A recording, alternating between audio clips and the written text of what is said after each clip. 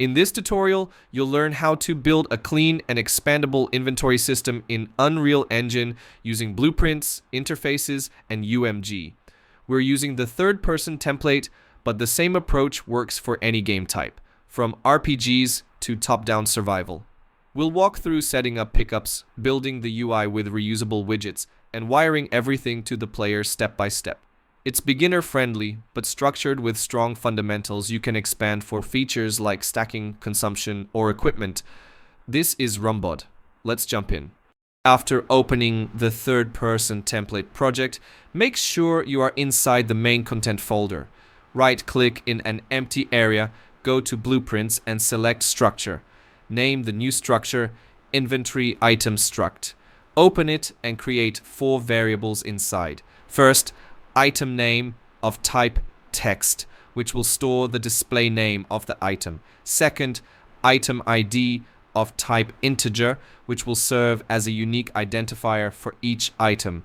Third, item icon of type texture 2D, which will be used to show the item visually in the user interface. And fourth, quantity of type integer, which will track how many copies of the item the player has. Set the default value of item name to be empty, item ID to 0, item icon to none, and quantity to 1. Save and compile the structure when you are done. Now that we have finished creating the inventory item struct, close the structure window and return to the main content browser. Right-click in an empty area, go to Blueprints, and choose Blueprint class. In the pop-up window, scroll down and select Actor Component. Actor components are modular building blocks that can be attached to characters, enemies, chests, or anything else in the game. Name the new component Inventory Component. Keeping the naming consistent and clear will help organize the project better later. Now, double-click to open the inventory component. Inside, create a new variable and name it Inventory Items. Change its type to an array of inventory items struct. You can do this by searching for inventory items struct, selecting it, and then clicking the array icon next to the variable type. This array will hold every item the player picks up during the game. Using a struct array keeps our inventory clean, organized, and makes it easy to expand in the future with new features like durability, weight, or item rarity. After setting up the inventory items array, click compile and save. Now that we have finished setting up the inventory items array, it's time to create the function that will handle adding new items to the inventory. On the left panel under functions, click add and name the new function add item. Creating clear, purpose-based functions keeps your project clean and very easy to expand later.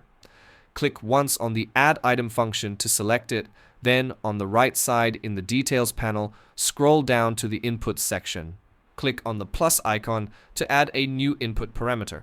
Name the parameter Item and set its type to Inventory Item Struct. This will allow us to pass any item we want to add. Now, inside the Add Item graph, drag out from the Item Input pin and create a break node for Inventory Item Struct. This gives us access to the individual properties like item ID, item name, icon, and quantity. Next, drag the inventory items array into the graph and choose Get. From there, drag out and create a for each loop. Connect the execution pin from the break node to the for each loop. This will loop through every item that already exists in the inventory. Drag out from the array element pin and create another break node for inventory item struct. This allows us to check each existing item's data separately.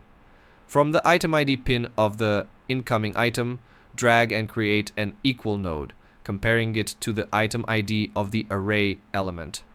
Drag the result of the equal node into a branch node. This will let us decide if the incoming item matches an existing one. If the branch is true, meaning we found a matching item, drag from the quantity pin of the incoming item and from the quantity pin of the array element. Add them together using an add node. Now create a set array element node. Connect the true execution pin from the branch into set array element. For target array, use inventory items. For index, use the array index from the for each loop. For item name, item ID, and item icon, reuse the values from the existing array element. For item quantity, connect the result of the add node we created. Check the size to fit box on the set array element node. This ensures that the array can automatically adjust if needed. After setting the array element, create a return node and connect it to complete the true branch. This will exit the function immediately after updating an existing item. Now go back to the completed pin of the for each loop. Drag from it and create an add node. Connect the inventory items array to the target array pin and connect the original incoming item struct to the item pin. This handles the case where no matching item was found, adding the new item to the inventory properly. After wiring everything, click compile and save. Now our additum function is fully functional.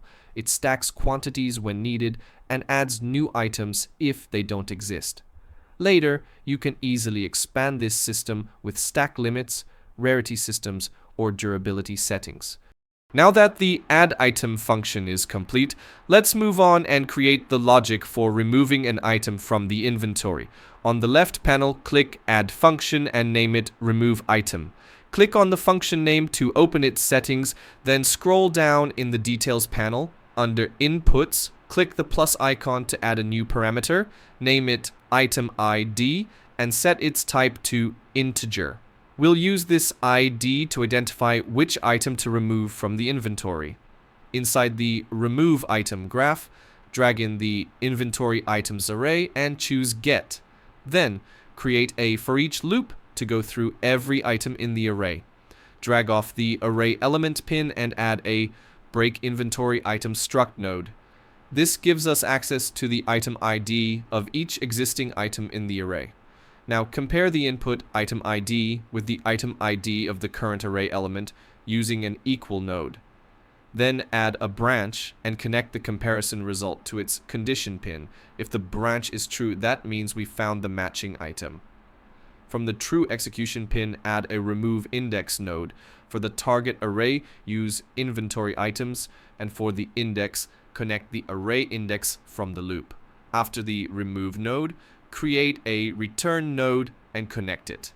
This ends the loop immediately after we remove the item. Now the remove item function is ready. It will remove the first matching item from the inventory using only the item ID. Click compile and save. Subscribe if you're learning something useful. It really helps the channel grow. Now let's create the core of our item interaction, a blueprint interface. This interface makes the entire inventory system modular and reusable for any type of item. In the content browser, right-click, go to Blueprints, and choose Blueprint Interface.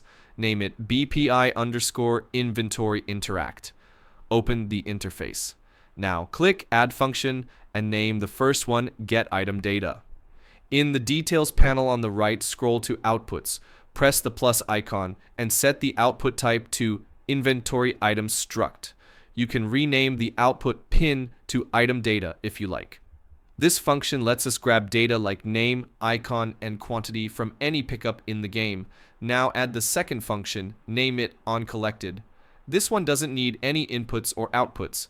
It will be called when the item is picked up to let it destroy itself or hide, depending on what we want later. Compile and save the interface. That's it. This small setup unlocks modular pickup logic across the whole project. Let's move on to the next part, where we build the actual pickup actor. Let's create our pickup item actor for the inventory system. Right-click in the content browser, go to Blueprint class, and select Actor. Name it BP Pickup Item.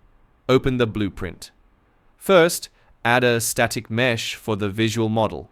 Then add a sphere collision component for overlap detection. In the Details panel, set the sphere radius to 50 for a small interaction range. Now select the Blueprint class and add the BPI_inventory interact interface. This gives us two required functions, get item data and onCollected. Create a variable called item data and set its type to inventory item. Make sure instance editable and expose on spawn are enabled. This allows us to assign item values when placing the actor in the world. In the getItemData function, return the item data variable.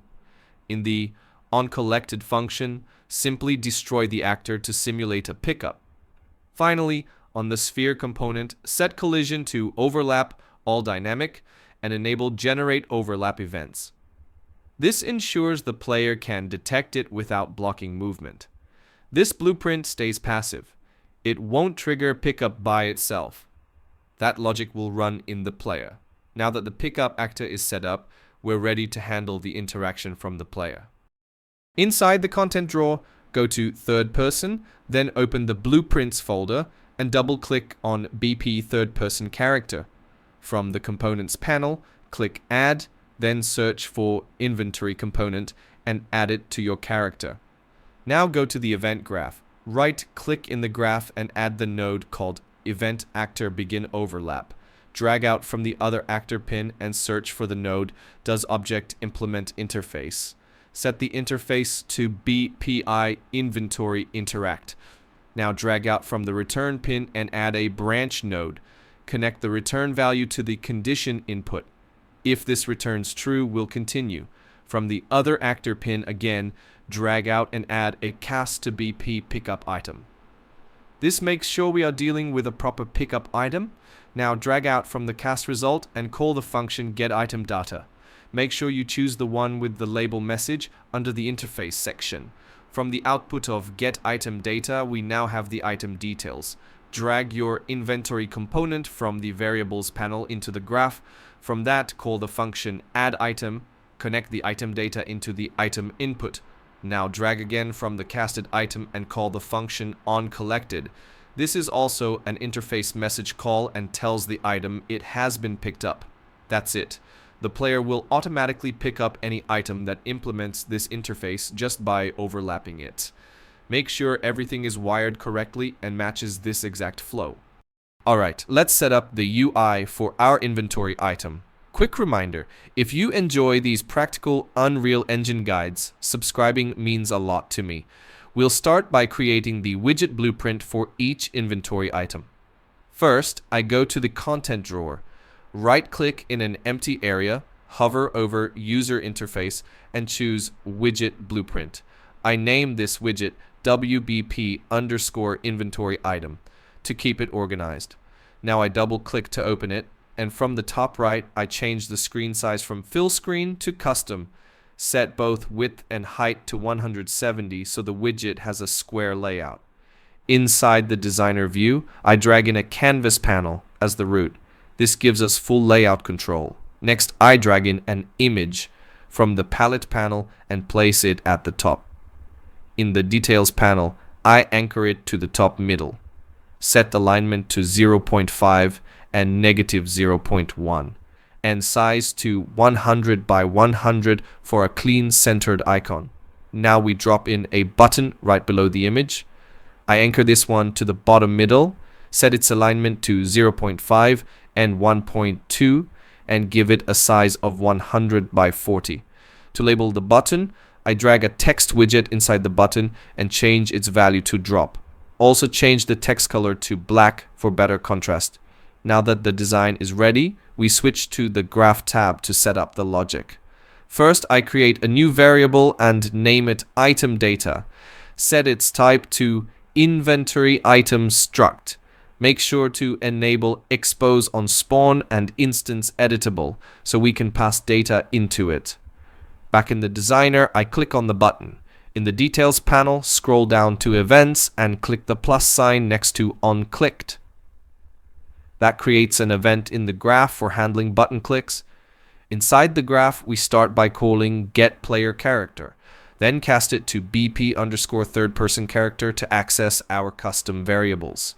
From the cast result, I get the inventory component. Then I break the item data variable to access the item ID. Finally, I call the remove item function on the inventory component and plug in the item ID. This removes the clicked item from the inventory. Now our UI button is fully functional. It will remove its corresponding item when clicked. If you're following along and finding this helpful, don't forget to subscribe and show your support. Let's start step by step from the content browser. Right-click in the content drawer, go to User Interface, and choose Widget Blueprint. Name this one WBP_inventory panel. This will hold the main inventory layout and logic. Double-click to open the widget. At the top, switch to the Designer tab if you're not already in it. From the palette, drag in a canvas panel and drop it onto the root. This will be the base layout container for everything in our inventory UI. Now drag in another canvas panel and place it inside the first one. This second panel is our main content container. Select it, then go to the Details panel on the right. For anchors, set it to left center. Scroll down and set position X to 50 and position Y to 0. Then set size X to 400 and size Y to 600. Now adjust alignment to X, 0.0 and Y, 0.00, 0.5. This locks the panel to the left side and centers it vertically. Next, we add the actual inventory grid. From the palette, drag in a uniform grid panel and drop it inside this second canvas panel. In the Details panel, change its name to Item Grid. Make sure to check Is Variable. We'll need this in the graph. Set its anchors to fill the entire parent, top, bottom, left, and right. Then set offset left to 50, top to 50, right to 50, and bottom to 150. This gives us nice padding inside the inventory window. Now let's add a subtle background. Drag in an image widget and place it inside the same canvas panel behind the grid. In the Appearance section of the Details panel, adjust color and opacity. Pick a dark gray tone, then lower the alpha to around 0.2. This creates a soft, transparent background that helps the grid pop without being too dark. Now let's add a close button. Drag in a button and place it at the bottom center of the panel. Set its anchor to bottom center. Change position Y to -50. Set size X to 150 and size Y to 50. Set alignment to X 0.5 and Y 1.0. This will center the button horizontally at the bottom edge. Now drag a text widget inside the button. Set the text to close and change the color to black for readability. Now we're going to set up the close button logic. Select the button, scroll down to the Events section in the Details panel and click the plus icon next to On Clicked. This opens the Graph tab. Now we're inside the Logic section. Let's go step by step. First, from the On Clicked node of the close button, drag out and add a Remove from Parent node. This simply removes the inventory panel from the screen when the button is pressed. Now let's start the inventory population logic. Right-click and search for Get Player Character and place that node. From the return pin, drag out and type cast to BP third-person character. This allows us to access that blueprint's variables and components. Once the cast node is placed, connect the output from Get Player Character to the object input of the cast. From the output pin of the cast, drag out and search for Inventory Component. This is your custom component that holds the item list. Now right-click on the output of that and choose Promote to Variable. Name it Inventory Component. This gives us a reusable reference inside the widget. Now we'll access the actual items. From the Inventory Component, drag out and search for Get Inventory Items. This should return an array. From that array pin, drag out and add a For Each Loop node.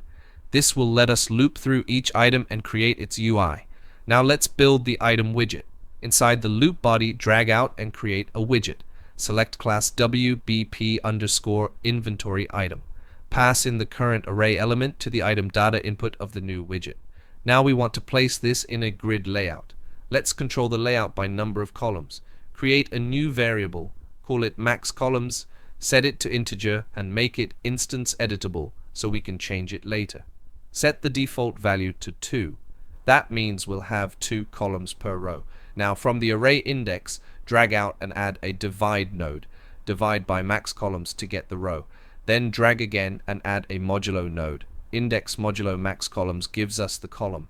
Now drag from the item grid reference and add a node called add child to uniform grid. Connect the return value of the create widget node to the content input. For the row and column, plug in the two values we just calculated. Finally, let's clean up and make this reusable. Right-click in the graph and choose Add Custom Event. Name it Update Inventory List. From this event, drag in the item grid and call Clear Children. This wipes old widgets from the grid.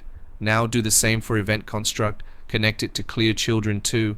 After Clear Children, connect both flows to the cast to BP third person character and continue the setup as we just did.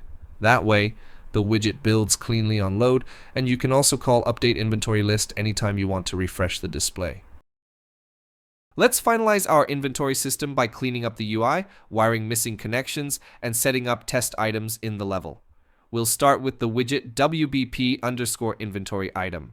We forgot to show the item icon, so we fix that now.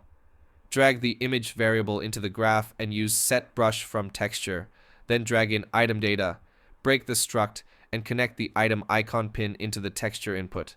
We hook this up to event construct so that each time the widget is created, the correct icon is shown. Now let's set up the input that opens and closes the inventory. Inside BP third person character, right-click in the event graph and search for the I key. We're not using action mappings here, just directly handling input with the keyboard node. From the pressed pin, add a flip-flop node. This lets us alternate between opening and closing the inventory with the same key. From the A pin, we handle the open logic. Start by adding a create widget node and choose WBP_inventory panel as the class. Then promote the return value to a local variable named inventory widget so we can reuse it later. Now add an add to viewport node and connect the widget.